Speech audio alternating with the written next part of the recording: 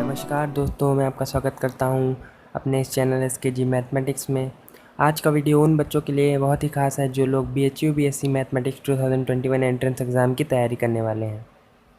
देखिए, मैं आपको पहले ही बता दूं कि मैं आपका फिज़िक्स और केमिस्ट्री का पोर्शन यहाँ पे कवर करने वाला नहीं हूँ। मैं आपको केवल मैथ्स पढ़ाऊँगा, ठीक है। और मैथ्स के लिए अगर आपको बहुत अच्छे से तैयारी करनी है, आपको पूरा एनालिसिस चाहिए कि कौन से क्वेश्चंस, किस टाइप के क्वेश्चंस और कहाँ से आते हैं, किस किस टॉपिक से, तो आप इस चैनल को सब्सक्राइब कर लीजिए। आपका मैं 2021 एंट्रेंस एग्ज़ाम तक मैं आपकी पूरी तैयारी करवाऊँगा और आपको उन क्वेश्चंस के बारे में बताऊँगा, उन टॉपिक्स के बारे में बताऊँगा जो BHU हर साल क्वेश्चन पेपर में पूछता है, ठीक है। देखिए, BHU की एक खासियत है कि जो भी वो ऑनर्स का सब्जेक्ट देता है, ठीक है, जैसे BHU BSc मैथमेटिक्स ऑनर्स हो गया या बायोलॉजी का पेपर जो होता है, BSc बायोलॉजी का ऑनर्स का होता है, तो उसमें उसकी ये खासियत है कि वो मैथमेटिक्स का अगर है तो मैथमेटिक्स का टफ रखती है, ठीक है, और अगर बायोलॉजी का है तो बायोलॉजी का टफ रखती है, ठीक है। तो उसी तरीके से बात करते हैं मैथमेटिक्स के पोर्शन की, क्योंकि मैं आपको मैथमेटिक्स पढ़ाने वाला हूँ। तो मैं बता दूं कि BHU BSc मैथमेटिक्स के पोर्शन में जो मैथमेटिक्स का आता है, देखिए पहले तो फिज़िक्स, मैं आपको बताऊं केमिस्ट्री और मैथ्स आता है, सारे 50-50 क्वेश्चंस आते हैं, ठीक है। लेकिन जो मैथ्स का पोर्शन होता है वो मॉडरेट टू टफ होता है, ठीक है। मैथ्स का पोर्शन हमेशा से मॉडरेट टू टफ ही रहा है, ठीक है। मॉडरेट टू टफ का मतलब है कुछ क्वेश्चंस इसमें मॉडरेट आते हैं और कुछ क्वेश्चंस इसमें टफ आते हैं। यानी कि 50 क्वेश्चंस में बहुत ही कम ऐसे क्वेश्चन होते हैं, 10 के करीब, जो कि ईजी आते हैं, ठीक है।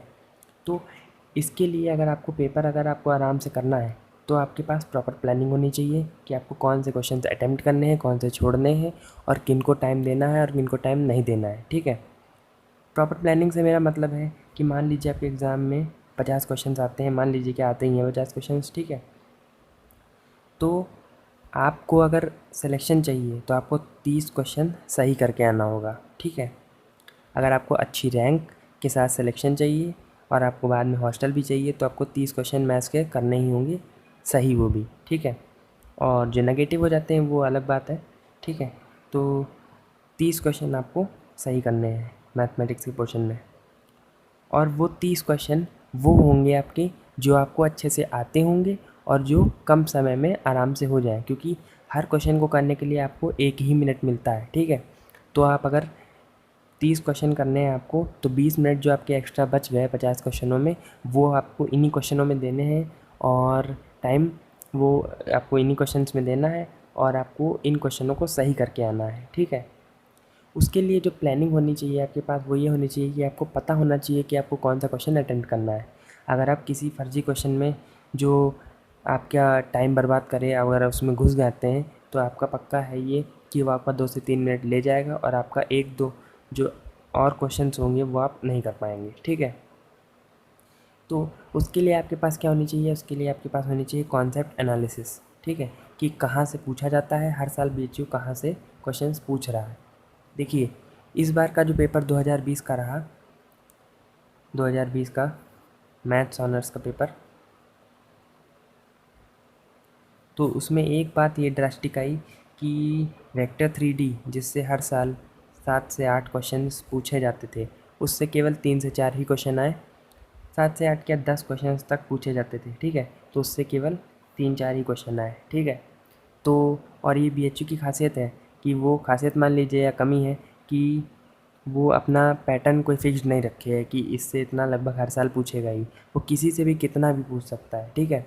जैसे इस बार अलजेब्रा का जो पोर्शन था, अलजेब्रा, उसमें से आप उसके BHU ने 20 क्वेश्चंस के करीब पूछ डाले, ठीक है। तो ये ड्रास्टिक चेंज आ गया, ठीक है, और वही जो क्वेश्चन यहाँ पूछ लिए वो यहाँ कम कर दिए। लेकिन मेरा ऐसा मानना है कि 2021 के पेपर में वेक्टर 3D भर के आएगा, ठीक है। भर के आने का मतलब है वही 10 क्वेश्चंस तक वो पूछेगा, ठीक। और साथ ही साथ जितने भी टॉपिक्स यहाँ लिखे हुए हैं, अगर आप स्क्रीनशॉट लेना चाहें तो ले लीजिए आराम से, ठीक है। जितने भी टॉपिक्स लिखे हैं ये पक्की बात है कि इन्हीं में से क्वेश्चंस आने वाले हैं, और अगर आपने ये तैयार कर लिए तो आपके 30 क्वेश्चन आराम से निकल जाएंगे, ठीक है। देखिए, पूरा पेपर कोई भी तैयार करके नहीं जाता, सारे कॉन्सेप्ट्स कोई भी नहीं पढ़ के जाता है, ठीक है। अगर आप पूरा क्वेश्चन पेपर करने के लिए जाएंगे तो आप निश्चित ही गड़बड़ कराएंगे, क्योंकि इतना टाइम ही नहीं होता है, ठीक है। और हर पेपर में ऐसा 10 क्वेश्चन तो डाले ही जाते हैं जो आपको फंसाएंगे और जिसमें आपका टाइम बर्बाद होगा, ठीक है। तो उन क्वेश्चनों के लिए आपको बिल्कुल नहीं जाना है, ठीक। तो चलिए कॉन्सेप्ट एनालिसिस की बात कर रहे थे हम। तो कॉन्सेप्ट एनालिसिस में पहला टॉपिक जो है वो वेक्टर 3D है। और मैं आपको बता दूं कि मैं इसी ऑर्डर में, ये जो 10 कॉन्सेप्ट लिखे हैं मैंने, इसी ऑर्डर में मैं आपको पढ़ाने वाला हूँ, ठीक है। यही कॉन्सेप्ट आपको मिलेंगे मेरे आगे आने वाली वीडियोज़ में। मैं आपको सीक्वेंशियल लेक्चर्स दूंगा, देखिए सीक्वेंशियल लेक्चर्स दूंगा, ठीक है। आपको प्रैक्टिस PDF शीट्स मिलेंगी, ठीक है। प्रैक्टिस PDF शीट्स आपको मिल जाएंगी, सीक्वेंशियल लेक्चर्स हो जाएंगे। प्रैक्टिस PDF शीट्स हो गई।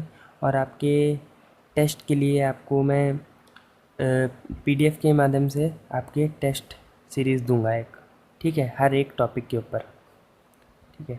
और जब मेरे सारे पोर्शन ये कवर हो जाएंगे 10 के 10, तो मैं आपको मिक्स्ड एक टेस्ट सीरीज़ दूंगा, जिससे आपको ये पता चल जाएगा कि आपने जो पढ़ा है, जो भी आपने अभी तक मेरे चैनल से पढ़ा है, वो आपने सही किए हैं क्वेश्चंस वो कि नहीं किए हैं। और मैं आपको प्रीवियस ईयर क्वेश्चंस की एनालिसिस भी करा दूंगा, प्रीवियस ईयर क्वेश्चंस एनालिसिस, ठीक है। वो मैं जब ये टॉपिक्स कवर करूँगा तभी आपको बताता जाऊँगा, ठीक। अब बात करते हैं कॉन्सेप्ट एनालिसिस की। तो देखिए वेक्टर 3D में क्या होता है कि वेक्टर 3D में आपका जो 3D का पोर्शन है उससे बहुत क्वेश्चंस बनते भी हैं और पूछे भी जाते हैं, ठीक है। और प्रोबेबिलिटी का जो क्वेश्चन होते हैं वो 2 से 3 क्वेश्चन हर साल आता ही आता है, 2 मान लीजिए तो आता ही आता है, ठीक है। बात आती है डिफरेंशिएशन एंड इंटीग्रेशन की, ठीक है। तो डिफरेंशिएशन एंड इंटीग्रेशन की बात करें तो इंटीग्रेशन से पूछा जाता है, लेकिन अगर आपको डिफरेंशिएशन नहीं आता है तो आप डेफिनेटली इंटीग्रेशन भी नहीं कर पाएंगे, ठीक है। तो आपको दोनों ही टॉपिक्स आराम से मैं आपको पढ़ा दूंगा, और जितना भी मैंने आपको लिखा है ये सब आपको मिलेगा, आपको दिक्कत की कोई बात नहीं है, बस आप चैनल से जुड़े रहिए, ठीक है। बाकी ट्रिग्नोमेट्री एंड इन्वर्स ट्रिग्नोमेट्री का क्वेश्चन आता है, ठीक है। और ये बेसिक्स में आता है आपके, ये भी आपको आना चाहिए, ठीक। अब आती है बात रिलेशन एंड फंक्शन, यही वो चैप्टर था जिससे आपको इस बार बहुत परेशान किया, ठीक है। और रिलेशन के क्वेश्चन बहुत सारे पूछे। देखिए सरल तो होते हैं रिलेशन फंक्शन के क्वेश्चन, लेकिन टाइम टेकिंग होते हैं, और वही आपको बचाना है, टाइम टेकिंग आपका क्वेश्चंस आपको अटेम्प्ट ही नहीं करने हैं, ठीक है। बाकी आपकी लिमिट एंड कॉन्टिन्यूटी की बात आती है, जिसमें लैग्रांजेस थ्योरम और आपका रोल्स थ्योरम आता है, वही सब क्वेश्चन पूछे जाते हैं इसमें, ठीक। बाकी कॉम्प्लेक्स नंबर से इस बार नहीं आया, लेकिन अगले साल आने की बहुत ज़्यादा प्रोबेबिलिटी है, ठीक है। बाकी बायनोमियल थ्योरम से हर साल 2 क्वेश्चन आते ही आते हैं, और सेम टाइप के क्वेश्चन आते हैं, उन्हीं की मैं आपको प्रैक्टिस करवा दूंगा, और आप देखेंगे ये वही क्वेश्चन दोबारा से रिपीट हो जाएंगे, ठीक है। वही क्वेश्चन नहीं, उसी टाइप के क्वेश्चन, ठीक। अब बात आती है मैट्रिसेस एंड डिटर्मिनेंट चैप्टर की।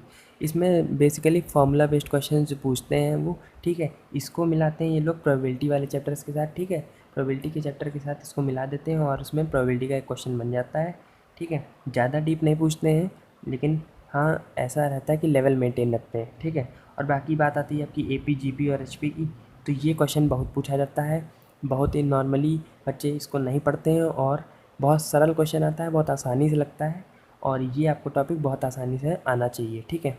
तो यही हो गए आपके 10 कॉन्सेप्ट जो आपको पढ़ने हैं, केवल यही 10 कॉन्सेप्ट आप पढ़ लीजिए, आपका BHU BSc मैथमेटिक्स 2021 का पेपर कहीं नहीं गया है, ठीक है। आप बहुत ही आसानी से पूरा पेपर अटैम्प्ट कर लेंगे, क्योंकि केमिस्ट्री और जो फिज़िक्स का पोर्शन है वो नॉर्मली ईजी टू मॉडरेट रखा जाता है। अगर वो आप अपने आप भी अगर कवर कर लेंगे तो आपको कोई दिक्कत नहीं होने वाली है।